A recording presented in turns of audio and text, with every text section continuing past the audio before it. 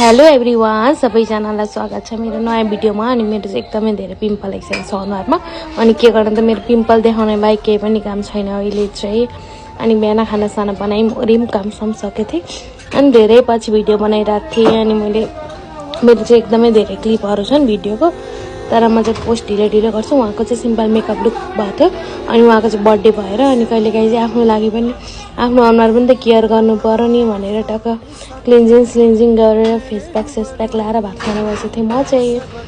अनि ट्याक्क पारेर सबैजना इन्जोय गर्दै हुनुहुन्थ्यो। यहाँ चाहिँ नाच्दै हुन्थ्यो, खै टिकटक भिडियो के बनाउने भन्दै हुन्थ्यो, पोस्ट गर्छु भन्दै हुन्थ्यो। अनि म चाहिँ नुहाइधुवाइ गरेँ अनि म चाहिँ इटरी जानुपर्ने थियो किनभने पिकनिक जान थियो भोलिपल्ट। द्याट्स वाइ म चाहिँ इटरी जानलाई रेडी भएँ। अनि बिन्ताले बाटोसम्म छोड्न आइसकेपछि म चाहिँ गएँ। अनि आन्टीसँग सामानहरू किन्न गएँ म।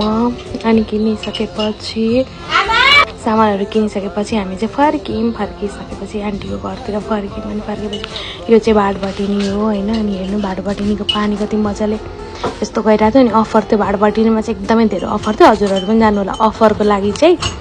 अनि म थोरै भिडियो बनाउँदै अनि सुस्मितामा सुत्यौँ, बाई गुड नाइट भनेर फेरि बिहान उठेँ होइन। उठिसकेपछि सामानहरू ठिक्का पारेर ड्राई पिकनिक टाइपले जाने उयो गरेर मासु पोल्ने भन्ने कुरा थियो।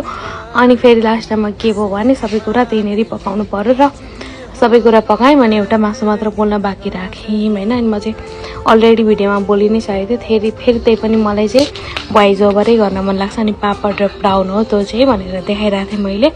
अनि के रेडी भयो भनेर देखाएको थियो। अनि त्यो चाहिँ सामानहरू प्याज काटेकोहरू।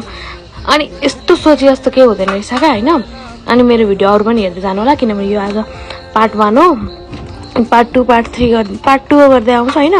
अनि मैले धेरैवटा भिडियोहरू बनाएको छु। अनि मैले भिडियो बनाउँछु अनि मैले पोस्ट गरेको छुइनँ, त्यही भएर हो होइन। अनि हामी चाहिँ सबैजना रेडी भयौँ। अनि म नि रेडी भएँ। मलाई चाहिँ यो स्कर्ट र भेस्टले चाहिँ नि फरक र भेस्टले एकदमै बुथुरी देखेको थियो क्या। बुथुरी भनिन्छ पुड्की बन्ठी अर्कै टाइपको देखेको थियो। मलाई आफैले राम्रो लागेको थिएन होइन। अनि यो चाहिँ कस्तो देखेको थियो क्या मलाई होइन। अनि अब अर्को भिडियो पनि हेर्नु होला हजुरहरू। यो चाहिँ म बोल्दैछु पत्तर जानुभन्दा अगाडिको भिडियो। अनि अर्को पनि हेर्नु होला, अहिले चाहिँ यो हेर्नु होला। अनि लास्टमा अर्को भिडियो पनि हाल्नेछु म है त।